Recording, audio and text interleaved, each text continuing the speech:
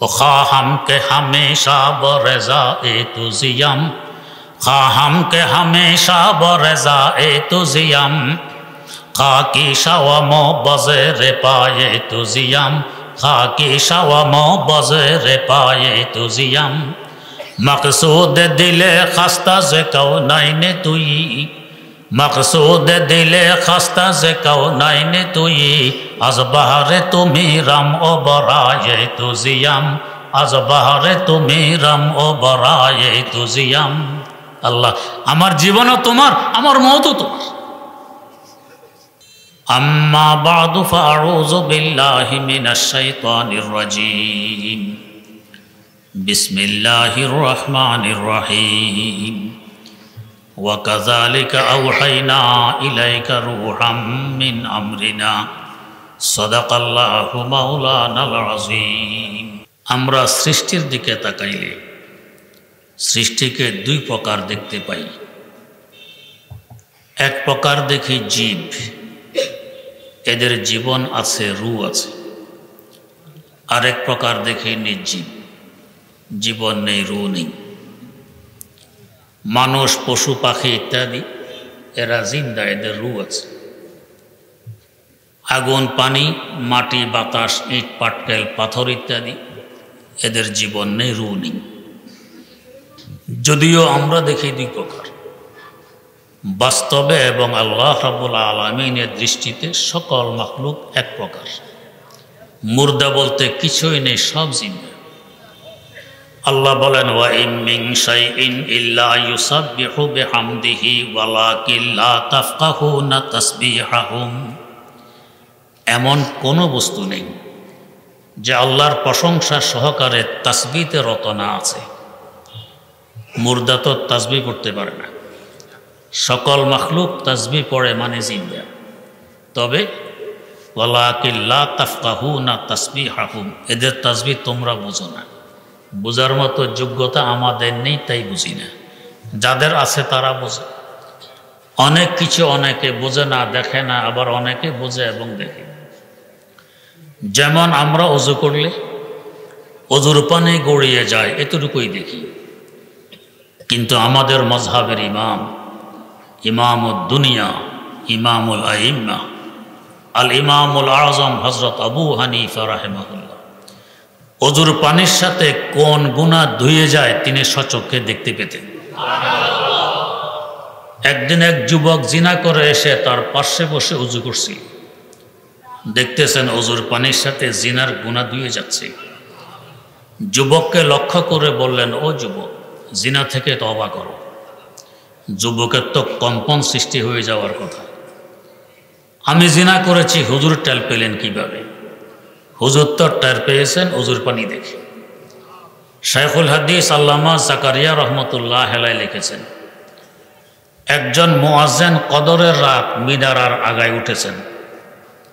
সেখানে উঠে এক চিৎকার দিয়ে নিচে নেমে বেহুশ হয়ে পড়ে গেলেন। হুঁশ আসার পর জিজ্ঞেস করা হলো, চিৎকার কেন দিলেন, বেহুশ কেন হলেন? জবাব দিলেন যে মিনারার আগায় ওঠার পর যখন চতুর্দিকে তাকাইলাম, আমি দেখতেছি পুরা কায়নাত, পুরা সৃষ্টি জগৎ গাছগাছালি সহকারে আমার আল্লাহর দরবারে সিজদায় পড়ে আছে। এই দৃশ্য দেখে আমি সইতে পারিনি, চিৎকার দিয়ে বেহুশ হয়ে গেছি। আমরা তো দেখি গাছগাছালি সোজা দাঁড়াই আছে, উনি দেখতেছেন সিজদায় পড়ে আছে। তাই আল্লাহর কোন ওলি বলেছিলেন, তো মেরে নজদীক হরদম লেকে मैं अंधा हूं पर, तो मेरे नजदीक हरदम लेके मैं अंधा हूं पर, बख्शो नूरे बसीरत जैसे तू आवे नजर, बख्शो नूरे बसीरत जैसे तू आवे नजर। আমরা সব কিছু দেখি না। তো প্রত্যেকটি মাখলুক আল্লাহর প্রশংসা সহকারে তাসবিহতে রত, আমরা বুঝি না। যেমন ধরুন মাটি, আমরা দেখি মাটির বুদ্ধি শুদ্ধি নেই, চোখ নেই, কান নেই, দেখে না, শোনে না, বুঝে না। যদি তাই হয়, প্রায় 1450 বছর আগে সৈয়দনা আলী মুর্তজা রাদিয়াল্লাহু তাআলা আনহুর খেলাফত কালে ইরাকে একটি যুদ্ধ সংঘটিত হয়েছিল, যে যুদ্ধের নাম জঙ্গে জামাল। এই যুদ্ধে দুইজন শহীদ সাহাবী 1958 সনে এলাকাবাসীকে স্বপ্নে দেখাচ্ছেন আমাদের লাশগুলো তুলে অন্যত্র নিয়ে পুনরায় দাফন করা হোক। মুফতিদের কাছে ব্যাখ্যা জানতে চাইলে তারা বললেন, কবরের চতুর্দিক খনন করে দেখা যাক কি অসুবিধে। খনন করার পর দেখা গেল ফোরাত নদী থেকে মাটির নিচ দিয়ে ক্যানাল প্রবাহিত হয়েছে, সেখান থেকে চুয়ায়ে চুয়ায়ে কবরে পানি আসতেছে। সিদ্ধান্ত হলো লাশ স্থানান্তর করার। লাশ উঠানোর জন্য যখন কবরগুলো খোলা হলো, মনে হলো যেন আজকে দাফন করা হয়েছে। কাফনের কাপড় কোনো স্পট নেই, কোনো দাগ নেই। মাটির তো বৈশিষ্ট্য, যা পায় হজম করে মাটি বানিয়ে ফেলে। 1450 বছর যাবৎ দুইজন সাহাবী রাসূল মাটির নিচে পড়ে আছেন, মাটি কেন হজম করল না? মাটি একথা বোঝে, এরা একে তো আল্লাহ রাসূলের সাহাবী, দ্বিতীয়ত শহীদ। এদেরকে হজম করা তো পরের কথা, এদের হেফাজত করা এখন আমার দায়িত্ব। বোঝা গেছে মাটিও জিন্দা, দেখে শুনে বুঝে। তেমনিভাবে বাতাস, আমরা দেখি বাতাসের রু নেই, জীবন নেই, দেখে না, শোনে না, বোঝে না, যা পায় উড়িয়ে নিয়ে যায়। যদি তাই হয়, হাকিমুল ইসলাম আল্লামা কারি তৈয়ব সাহেব রহমতুল্লাহ আলাইহি লেখেন, যমুনা নদীর তীরে আল্লাহর এক অলি বসবাস করতেন, নাম ছিল শাহদৌলা। একটি নড়বড়ে ঝুপড়ি, ভিতরে উনি আদনার স্ত্রী বসবাস করেন। একদিন জোরসোরে তুফান আরম্ভ হয়। অনেক ঝুপড়ির ভিতরে আল্লাহ বিল্লাহ মগ্ন, স্থির, কোনো বিচলতা নেই, পেরেশানি নেই। স্ত্রী বললেন, মাথা গোজার ঠাই তো একটি মাত্র ঝুপড়ি, তুফান উড়িয়ে নিয়ে যাচ্ছে, আপনি স্থির বসে আছেন। বললেন, তো কি করব? বাঁশ বুঁশ নিয়ে একটু টাকা টোকা দেন। স্ত্রীর যন্ত্রণায় বাঁশ নিয়ে বেরিয়ে যেদিক থেকে বাতাস ঠেলতেছিল, উনিও সেদিক থেকে বাঁশ লাগাইয়ে ঠেলা আরম্ভ করে দিলেন। তুফানও ঠেলে, উনিও ঠেলেন। এই অবস্থা দেখে স্ত্রী বললেন, আরে আপনার বুদ্ধিশুদ্ধি কোথায় বিদায় নিয়ে গেছে? ওই কি, তুফানও ঠেলে, আপনিও ঠেলেন, ঝুপড়ি যদি আধা ঘন্টা পরে পড়তো, এখন তো আধা ঘন্টা আগেই পড়বে। উনি বলেন, তাহলে কি করব? উল্টা দিক থেকে বাঁশ লাগাইয়ে ঠেলুন। জবাব দিলেন আল্লাহর ওলি শাহদৌলা, আমি আমার আল্লাহর সাথে হাত ধরব? আমার আল্লাহ যেদিকে, শাহদৌলা সেদিকে। তুফানও ঠেলে, উনিও ঠেলেন, আর বলেন, আমার আল্লাহ যেদিকে, শাহদৌলা সেদিকে। আশেপাশের ঘর বাড়ি তো মেসমার হয়ে গেছে, শাহদৌলার নড়বড়ে ঝুপড়ির কিছুই ঘটল না। বোঝা গেছে বাতাসের জীবন আছে, দেখে শুনে বুঝে। এই ঝুপড়ি উড়ানো তো পরের কথা, হেফাজতের দায়িত্ব আমার। তেমনিভাবে পানি, আমরা দেখি পানির বুঝ নেই, চোখ নেই, কান নেই, দেখে না, শোনে না, বুঝে না। যদি তাই হয়, আল্লাহর পয়গম্বর সাইয়্যিদানা হযরত মূসা আলা নবিয়িনা ওয়া আলাইহিস সালাতু ওয়াসসালাম জালেম ফেরাউনের অত্যাচার থেকে বনি ইসরাইলকে উদ্ধারের লক্ষ্যে মিশর ছেড়ে বেরিয়ে আসলেন। ফেরাউন পিছন থেকে 6 লক্ষ সৈন্য বাহিনী নিয়ে ধাওয়া করে। মূসা আলাইহিস সালাম আসতে আসতে সামনে লোহিত সাগর, পিছনে 6 লক্ষ শত্রু বাহিনী, সামনে সাগর, এখন বাঁচার উপায় কি? আল্লাহ পাকের দরবারে দরখাস্ত পেশ করলেন, আল্লাহ এখন কি করে? যেখানে বান্দার চেষ্টা শেষ হয়, সাধারণত আমার আল্লাহর সাহায্য সেখান থেকে শুরু হয়। আল্লাহ পাক বললেন, মূসা, আপনার হাতে যে লাঠি আছে, লাঠি দিয়ে সাগর বুকে বাড়ি মারুন। আমাদের মতো যদি যুক্তির গোলাম হতেন, বলতেন, আল্লাহ আমি বাঁচার রাস্তা খুঁজছি, আর এই মুহূর্তে আপনি আমার সাথে ঠাট্টা করছেন। সাগর বুকে লাঠি দিয়ে বাড়ি মারলে কি হবে? বেশির থেকে বেশি একটু পানি লাফ দিয়ে উপরের দিকে উঠবে, আমার লাভ হবে কি? কিন্তু না, বাস্তবে যারা আল্লাহর গোলাম, মনিব যা বলবেন, যুক্তিতে ধরুক আর না ধরুক, মাথা নত করে মেনে নেন, এটা গোলামের শান। গোলামের শান হইল, গোলামে পোখতাকারে সৌরাজে দাহারে কমতরজো, গোলামে পুখতাকারে শোরাজে দারে কমতরজো, কে কশ নকশা দেওয়া নকশা ইয়াদ বহকমতি মুইমারা, কে কস নকশা দেওয়া নকশা ইয়াদ বহকমতি মুইমারা। চুঁচারা নেই, লাঠি দিয়ে সাগর বুকে বাড়ি মারলেন। এতে করে ওয়াল যেভাবে সোজা দাঁড়ায় থাকে, পানি মধ্যখানে বাঘ হয়ে দুদিকে সোজা দাঁড়ায় গেল, মধ্যখানে রাস্তা সৃষ্টি হয়ে গেল। সাগরের তলায় কাদা, কিভাবে পাড়ি দিলেন? আল্লাহ পাক বাতাসকে বললেন, বাতাস তো জোরে সোরে একটু প্রবাহিত হয়ে কাদাগুলো তাড়াতাড়ি শুকিয়ে দেয়। বাতাস প্রবাহিত হলো, কাদা শুকিয়ে গেল। আল্লাহর পয়গম্বর 12 লক্ষ বনি ইসরাইলকে সাথে নিয়ে সাগর পাড়ি দিয়ে সিনা উপত্যকায় পৌঁছলেন। ফেরাউন এসে দেখে কি সুন্দর রাস্তা, 6 লক্ষ সৈন্য বাহিনী নিয়ে সেও রাস্তায় ঢুকে পড়ে। মাঝামাঝি জায়গায় পৌঁছার পর পানি দেখলো, আল্লাহর দুশ্মনকে ধরার এত সুবর্ণ সুযোগ। দুদিক থেকে পানি মিলে গেল, ফেরাউন 6 লক্ষ সৈন্য বাহিনী সহকারে ডুবে ধ্বংস হয়ে গেল। যদি পানির বুদ্ধিশুদ্ধি না থাকতো, চোখ না থাকতো, পার্থক্য কিভাবে করলো? উনি আল্লাহর পয়গম্বর, তাকে পাড়ি দেওয়ার রাস্তা করে দিতে হবে, এ আল্লাহর দুশ্মন তাকে ডুবিয়ে ধ্বংস করে দিতে হবে। বোঝা গেছে পানিরও চোখ কান আছে, সেও জিন্দা দেখে শোনে বুঝে। তেমনিভাবে আগুন, আমরা দেখি আগুনের রু নেই, জীবন নেই, দেখে না, শোনে না, বোঝে না, যেখানে লাগিয়ে দেয়া হয় জ্বালিয়ে পুড়িয়ে বর্ষ বানিয়ে দেয়।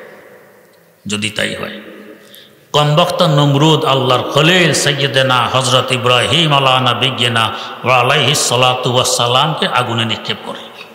কেমন আগুন? কয়েক মাস ব্যাপী লাকড়ি সংগ্রহ করে আকাশচুম্বী পাহাড়ের ন্যায় লাকড়ির স্তূপ দিয়ে দেয়, সেখানে আগুন ধরিয়ে দেয়। হিট এবং তাপে পরিমাণ কয়েক মাইল উপর দিয়ে কোনো পাখি উড়ে যেতে পারত না, জ্বলে নিচে পড়ে যেত। সেখানে আল্লাহ পয়গম্বরকে নিক্ষেপ করে।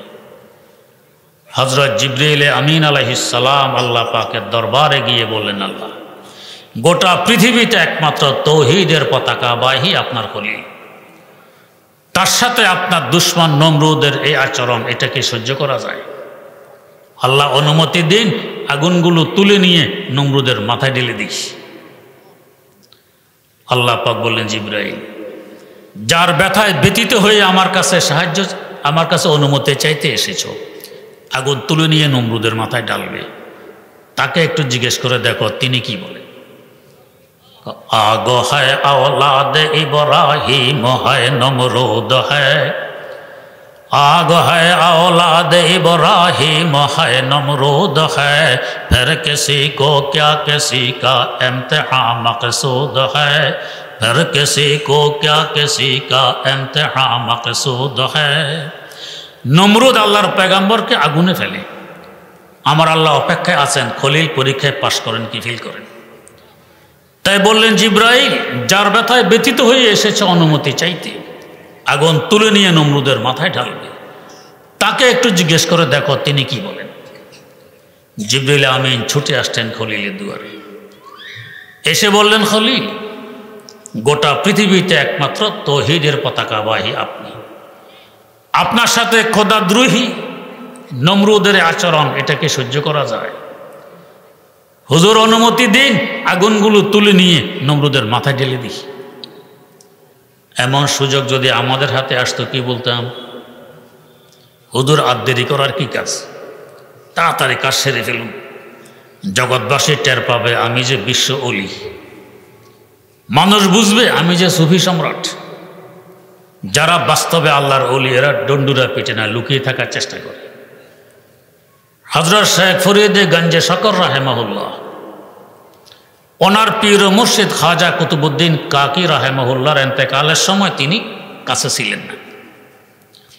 এন্তেকালের আগে তার লাঠি, জুব্বা, পাগড়ি একজনকে সুপর্দ করলেন যে ফরিদুদ্দিন আসলে এগুলো তাকে দিয়ে দিই। খাজা ফরিদুদ্দিন গঞ্জে শকর রহমতুল্লাহ আলাইহি যখন আসলেন, এগুলো তাকে দেয়া হইল। বুঝলেন যে হজরতের খানকায় হজরতের প্রতিনিধিত্ব করার দায়িত্ব আমাকে দিয়ে গেলেন। লক্ষ মানুষের ভিড়, গভীর রাত, সবাই ঘুমে বিভোর, হুজুর খানকা ছেড়ে পালিয়ে গেল নিরুদ্দেশ। কিন্তু সূর্য যতই লুকায়, সূর্য কোনদিন লুকিয়ে থাকতে পারে না। মানুষ টের পেয়ে গেছে, সেখানে গিয়ে লক্ষ মানুষের ভিড়, সেখান থেকেও গভীর রাত, মানুষ ঘুমে বিভোর, হুজুর আরেক জায়গায় পালিয়ে গেল। মানুষ সেখানেও বের করে ফেললেন। এমনকি দিল্লির বাদশাহ যাচ্ছিলেন কাবুল, আফগানিস্তানের রাজধানী, সংবাদ পাইলেন শেখ ফরিদে গঞ্জে শকর অমুক জায়গায় আছেন। সৈন্যবাহিনী নিয়ে তিনিও গেলেন সাক্ষাৎ। অসংখ্য মানুষের ভিড়, কি করবেন? চতুর্দিকে ব্যারিকেড দেয়া হলো যে শুধু এক নজর দেখে যাও। এর মধ্যেই কত মানুষ মুসাফার জন্য লালায়িত, কিন্তু সুযোগ কোথায়? আল্লাহর এক পাগল ব্যারিকেড ভেঙে লাফ দিয়ে ভিতরে ঢুকে বললেন, আল্লাহ নেয়ামত দিয়েছেন, কঞ্জুসি কেন করেন, কৃপণতা কেন করেন? ব্যারিকেড ছেড়ে দেয়া হলো, মুসাফা শুরু হইল। সকাল থেকে সন্ধ্যা পর্যন্ত মুসাফা চলতে রইল। আল্লাহর ওলিদের অবস্থা, লুকিয়ে থাকার চেষ্টা করেন, ডন্ডুরা পিটেন না। আল্লাহর খলিলের কাছে অনুমতি চাইলেন, জবাব দিলেন কি? জিব্রাইল, যার কারণে আমাকে নমরুদের আগুনে আসতে হয়েছে, তিনি দেখেন না আমার অবস্থা কি, আপনার থেকে সাহায্য চাইতে হবে কেন? বেখতর কুদে পড়া আতিশে নমরুদ মে ইশকো, বেখতর কूद पड़ा आतिश नमरूद में इश्को, अक्ल है महवे तमाशा ए लबे बाम अभी, अक्ल है महवे तमाशा ए लबे बाम अभी, पुख्ता होती है अगर मुस्लिहतन देश हो अक्लो, इश्क हो मुस्लिहतन देश अगर खाम अभी, इश्क फरमूदा कासिद से सुबगा में अमल, अक्ल समझी ही नहीं माना ए पैगाम अभी, अक्ल समझी ही नहीं माना ए पैगाम अभी। যেখানে ইশক মোহাব্বত আর প্রেম প্রীতির মোয়াবালা, যুক্তি সেখানে অচল। যে কথা আশেকেরা 100 বছর আগে বোঝে, যারা যুক্তির গোলাম এরা 100 বছর পরও তা বুঝতে সক্ষম হয় না। अक्ल समझी ही नहीं माना ए पैगाम अभी, পরীক্ষায় পাশ করে ফেললেন। আমার আল্লাহ ফরমান জারি করে দিলেন, ইয়া নারু কুনি বারদান ওয়া সালামান আলা ইব্রাহিম, ও আগুন তুই ঠান্ডা হয়ে যা, তবে এত ঠান্ডা নয় যে আমার খলিলের কষ্ট হবে, আরামদায়ক ঠান্ডা। আগুনে পড়ার আগেও এত আরাম কখনো অনুভব করেননি, আগুন থেকে বের হওয়ার পরও কখনো এত আরাম অনুভব করেননি যে পরিমাণ আরাম আগুনের ভিতরে অনুভব করেছিলেন। আন্দরা আসরারে ইব্রাহিম বি কোদরা আতিশ ইয়াফতে ওয়ারদো ইয়াসমি, কোদরা আতিশ ইয়াফতে ওয়ারদো ইয়াসমি। ইয়াসমিন ফুল এবং গোলাপ ফুলের সুবাস, এর মধ্যে সকালবেলার হিমেল হাওয়া, এমন বাগানে কেমন আরাম! এর থেকেও লক্ষ কোটি গুণ বেশি আরামে ছিলেন আল্লাহর খলিল নমরুদের আগুনের ভিতরে। কি আরাম! খলিল কেন সাহায্য না চেয়ে আল্লাহ সুপর্দ করে রইলেন কেন? যারা বাস্তবে আল্লাহর আশেক আর প্রেমিক, তাদের অবস্থা হয় গার জিন্দা কুনি আতা এতু আরব খুশি ফেদা এতু, गर जिंदा कुने आता ए तू अरब खुशी फैदा ए तू, दिल शुदा मुबतला ए तू हरच कुनी रजा ए तू, दिल शुदा मुबतला ए तू हरच कुनी रजा ए तू। আল্লাহ যদি জিন্দা রাখেন আপনার অবদান, যদি মেরে ফেলুন আপনার জন্য তো কুরবান। যদি আগুনের ভিতরে থাকাকে আপনি পছন্দ করেন, আমি আগুনের ভিতরে থাকাকে পছন্দ করি। আর বাইরে থাকাকে যদি আপনি পছন্দ করেন, আমিও বাইরে থাকাকে পছন্দ করি। আপনার পছন্দে আমার পছন্দ। শেখ ফরিদে গঞ্জে শকর রহমতুল্লাহ আলাইহি একবার জজবার সাথে খানকায় পড়তেছিলেন, নিজামুদ্দিন আউলিয়া রহমতুল্লাহ আলাইহি বর্ণনা করতেছেন কি, খাহাম কে হামেশা বরেজা এ তুজিয়াম, খাহাম কে হামেশা বরেজা এ তুজিয়াম, খাকি শাওয়ামো বজে রে পায়ে তুজিয়াম, খাকি শাওয়ামো বজে রে পায়ে তুজিয়াম, মকসুদ দিলে খাস্তা যে কৌনাইনে তুই, মকসুদ দিলে খাস্তা যে কৌনাইনে তুই, আজ বাহারে তুমি রাম ও বরায়ে তুজিয়াম, আজ বাহারে তুমি রাম ও বরায়ে তুজিয়াম। আল্লাহ, আমার জীবনও তোমার, আমার মওতও তোমার। সাধারণ তাফসীর গ্রন্থে তো লেখে, নমরুদের আগুনকে সম্বোধন করে আল্লাহ পাক বললেন, ও নমরুদের আগুন তুই ঠান্ডা হয়ে যা। শায়েখ আকবর ইবনুল আরবি রহমতুল্লাহ আলাইহি রচিত একটি ব্যতিক্রম ধর্মী তাফসীর গ্রন্থ আছে। এই আয়াতের তাফসীরে তিনি লেখেন, কেন নমরুদের আগুনকে কেন বলতে হবে আগুন তুই ঠান্ডা হয়ে যা? আগুনের চোখ নেই, দেখে না তার ভিতরে কে? আগুন তো গর্বিত পয়গম্বরদের পদধূলিতে, আগুন ধন্য যে তার ভিতরে পুড়ে যাওয়ার ভয়ে মানুষ ঢোকে না। একুশিলে আল্লাহর একজন জলিলের কদর পয়গম্বর ঢুকেছেন, সে তো ধন্য, জ্বালাবে কেন? তাহলে আল্লাহ পাক কোন আগুনকে লক্ষ্য করে বললেন ও আগুন তুই ঠান্ডা হয়ে যা? এর রহস্য হলো আশিক এবং প্রেমিক যখন নির্জনে যায় তখন তার সামনে মাসুক এবং প্রেমাস্পদ ছাড়া আর কিছু থাকে না। আল্লাহর খলিল নমরুদের আগুনে কেমন নির্জন! আপনি অন্ধকার থেকে অন্ধকার কুঠিরুতো যদি ঢুকুন, মশা মাছি হইলেও তো আছে, পোকামাকড়ও আছে, একেবারে নির্জনতা নেই। আগুনের ভিতর অন্য কোনো মাখলুক নেই, একমাত্র খলিল। এই সময় খলিলের সামনে আমার আল্লাহ ছাড়া আর কিছু ছিল? তাই এই অবস্থায় তার প্রেমের আগুন, এশকের আগুন এমনভাবে দাউ দাউ করে জ্বলে ওঠে, আল্লাহ পাক ওই আগুনকে লক্ষ্য করে বললেন ও আমার খলিলের প্রেমের আগুন তুই ঠান্ডা হয়ে যা। যেদিন প্রেমের আগুনকে আল্লাহ পাক আদেশ করে লাগাম না লাগাইতেন, ওই দিন তার প্রেমের আগুনে সারা দুনিয়াবাসীকে প্রেমিক বানাইয়ে জ্বালিয়ে পুড়িয়ে বর্ষ বানাই দিত।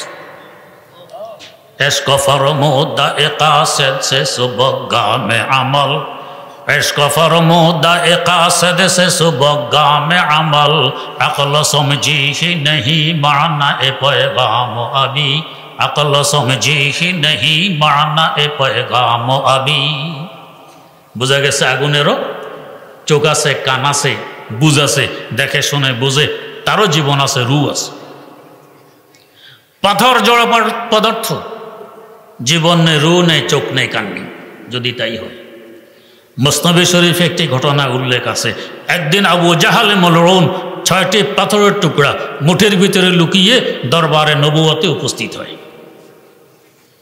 উপস্থিত হয়ে বলছে, ভাতিজা তুমি তো আমাদেরকে আকাশের উপরের আর জমিনের নিচের কথাবার্তা শোনাও, যা আমরা দেখি না তাই বিশ্বাসও করি না।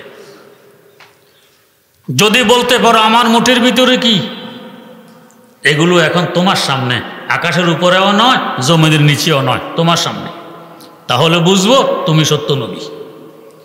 রাসূলুল্লাহ সাল্লাল্লাহু আলাইহি ওয়াসাল্লাম বললেন, চাচা আপনার মুঠের ভিতরে কি যদি আমি বলতে পারি, বিশ্বাস করবেন আমি সত্য নবী। যদি আপনার মুঠের ভিতরে লুকায়িত বস্তুগুলো সাক্ষী দিয়ে দেয় যে আমি সত্য নবী, তাহলে گفته بو جهلی دوام نادر تراست، گفته آره حق ازا قادر تراست، گفته آره حق ازا قادر تراست। আবু জাহাল বলছে, বাতিজা বলো কি, তোমার তো বাকশক্তি আছে, কথা বলতে পারো, আমার মুঠির ভিতরে এমন কিছু বস্তু লুকিয়ে আছে, এদের বাকশক্তি নেই, এরা কথা বলতে পারে না। আবু জাহাল বুঝতে সক্ষম হলো না যে আমাদের মুখের ভিতরে এক টুকরা গোশত, যাকে আমরা জিহ্বা বলে থাকি, নাড়া মারলে কথা বেরিয়ে আসে।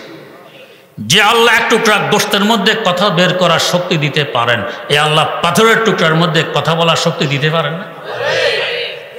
দুজনের কথা চলছে, এর মধ্যে আবু জাহাল টের পাচ্ছে তার মুঠের ভিতরে পাথরের টুকরোগুলো নড়াচড়া আরম্ভ করে দিয়েছে। এরপরে কথা বলা শুরু করে দিল। কি কথা? گفته شش پارا ہزار در دست توست، بشنو از هر یک تو تسبیح درست। ও আবু জাহাল, তোর মতো মুশরিকের মুঠের ভিতরে আমরা 6টি পাথরের টুকরা লুকিয়ে আছি। তোর বাতিজা সত্য নবী কি অসত্য নবী, সাক্ষী শুনবি কি? তাহলে সাক্ষী শুনে নে। লা ইলাহা গুফত ইল্লাল্লাহ গুফত, গওহারে আহমদ রাসূলুল্লাহ সুফত, গওহারে আহমদ রাসূলুল্লাহ সুফত। আমরা সাক্ষী দিচ্ছি একমাত্র উপাস্য আল্লাহ রাব্বুল আলামিন। তোর বাতিজা হযরত মুহাম্মদ মুস্তাফা সাল্লাল্লাহু আলাইহি ওয়াসাল্লাম আমাদের আল্লাহর পাঠানো সত্য রাসূল। বুঝা গেল পাথরেরও রূহ আছে, জীবন আছে, দেখে শুনে বুঝে। যেভাবে প্রত্যেকটি মাখলুকের রূহ আছে, এভাবে গোটা সৃষ্টি জগতের একটি রূহ আছে, কেন্দ্রীয় রূহ। আমাদের দেহে একটি আছে কেন্দ্রীয় রূহ, কিছু আছে শাখাগত রূহ, আঞ্চলিক রূহ।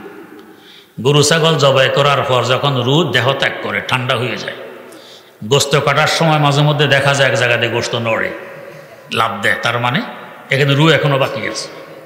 মানুষ মারা গেলে তার চক্ষু খুলে নিয়ে অন্ধের চোখে লাগাইলে সেও দেখে, তবে 3 দিন পরে নিয়ে লাগাইলে দেখবে না। মারা যাওয়ার 6 ঘন্টার ভিতরে খুলে নিয়ে লাগাইতে হবে। তার মানে কেন্দ্রীয় রূহ দেহ ত্যাগ করেছে, আঞ্চলিক রূহ জায়গা জায়গায় এখনো আছে, চোখ এখনো জিন্দা, 6 ঘন্টা পর্যন্ত সাধারণত জিন্দা থাকে। তো প্রত্যেক মাখলুকে আঞ্চলিক রূহ, একটি কেন্দ্রীয় রূহ। সেই কেন্দ্রীয় রূহ কি? আমার আল্লাহ বলেন, ওয়া কাযালিকা আওহাইনা ইলাইকা রূহাম মিন আমরিনা। ও নবী, ওহীর মাধ্যমে আমি আপনার কাছে রূহ পাঠিয়ে দিয়েছি। আমরা দেখি ওহীর মাধ্যমে পাঠিয়েছেন কোরআনে কারীম, আল্লাহ পাক বলেন পাঠাইছি রূহ। হাকিমুল ইসলাম আল্লামা কারি তৈয়ব সাহেব রহমতুল্লাহ আলাই এই আয়াতের তাফসিরে বলেন, এখানে রূহ মানে কোরআনে কারীম, গোটা সৃষ্টি জগতের কেন্দ্রীয় রূহ। রূহ যতদিন দেহে থাকে, দেহ ততদিন জিন্দা থাকে, সতেজ থাকে। রূহ দেহ ত্যাগ করলে দেহ মুর্দা। 1-2 দিন হয়তো তার দৈহিক অস্তিত্ব থাকবে, এরপরে ফুলবে, ফাটবে, পচবে, দুর্গন্ধ ছড়িয়ে পড়বে, পরিবেশ দূষিত হবে, আবহাওয়া নষ্ট হবে। এরপরে দেহ তার দৈহিক অস্তিত্ব দূর রাখতে পারবে না, দেহ খুঁজে পাওয়া যাবে না। তেমনিভাবে যতদিন কোরআনে কারীম নামক রূহ এই জগতে আছে, জগৎ জিন্দা আছে। কোরআন বিদায় নিবে, জগৎ মুর্দা হয়ে পড়বে। 2-4 দিন তার দৈহিক অস্তিত্ব থাকবে, তবে চতুর্দিকে ফিতনা, ফাসাদ, দাঙ্গা হাঙ্গামা, মারামারি, হানাহানি, হিংসা, বিদ্রুপের, অশান্তির আগুনের ভিতরে এই পছন্দ ধরা অবস্থায়। এরপরে কিয়ামত কায়েম হবে, জগতের দৈহিক অস্তিত্ব আর পাওয়া যাবে না। হাদিস শরীফে আছে, কিয়ামতের আগে এক ব্যক্তি দেখবে তার কোরআন শরীফের পৃষ্ঠাগুলো সাদা, কোনো লেখা নেই। ভাববে কেমিক্যাল জনিত কারণে হয়তো লেখাগুলো নষ্ট হয়ে গেছে। আরেক ব্যক্তিকে গিয়ে জিজ্ঞেস করে, তোমার কোরআন শরীফটি খুলে দেখো তো কী অবস্থা। সে খুলে দেখে তার কোরআন শরীফের একই অবস্থা, সব পৃষ্ঠা সাদা, লেখা নেই। আরেকজনকে জিজ্ঞেস করবে, সেও দেখবে তার কোরআন শরীফ সাদা, কোনো লেখা নেই। তার মানে রূহ বিদায় নিয়ে গেছে, কিয়ামত সন্নিকটে। দেহের দাম বেশি না রূহের দাম বেশি? দেহের তুলনায় রূহের মূল্য কোটি কোটি গুণ বেশি। তার মানে গোটা দুনিয়ার তুলনায় কোরআনের মূল্য কোটি কোটি গুণ বেশি।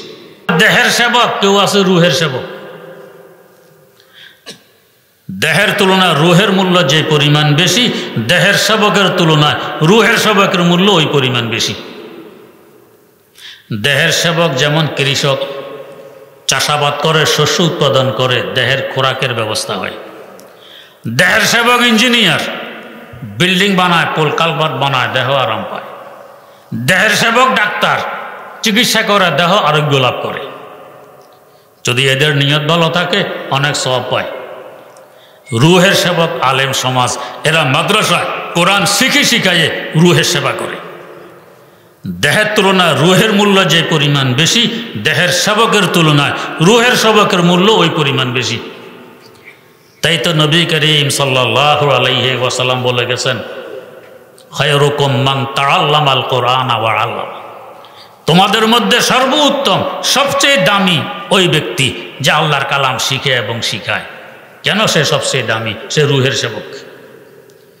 কেউ হয়তো মন ভাঙবেন যে আমি বিশুদ্ধ কোরআন পড়তে পারি না, পড়ানোর তো প্রশ্নই আসে না, রূহের সেবক হতে পারলাম না, এই বিশাল ফজিলত থেকে আমি বঞ্চিত রয়ে গেল। না, ইসলাম নৈরাশ্যতার ধর্ম নয়। ডাক্তার সরাসরি চিকিৎসা করে, সে প্রত্যক্ষ রোগীর সেবক। ডাক্তারের সহযোগী, মেশিন এগিয়ে দেয়, ওষুধ এগিয়ে দেয়, কাগজপত্র এগিয়ে দেয়, সেও রোগীর সেবক, যদিও পরোক্ষভাবে হোক না। আলেম সমাজ কোরআন শিখাইয়ে প্রত্যক্ষভাবে রূহের সেবা করে। আপনি যদি মাদ্রাসার সহযোগী হন, আলেমের সহযোগী হন, আপনার রূহের সেবক, যদিও পরোক্ষভাবে হন না। মাহরুম থাকা লাগবে না, সবাই রূহের সেবক হইতে পারি।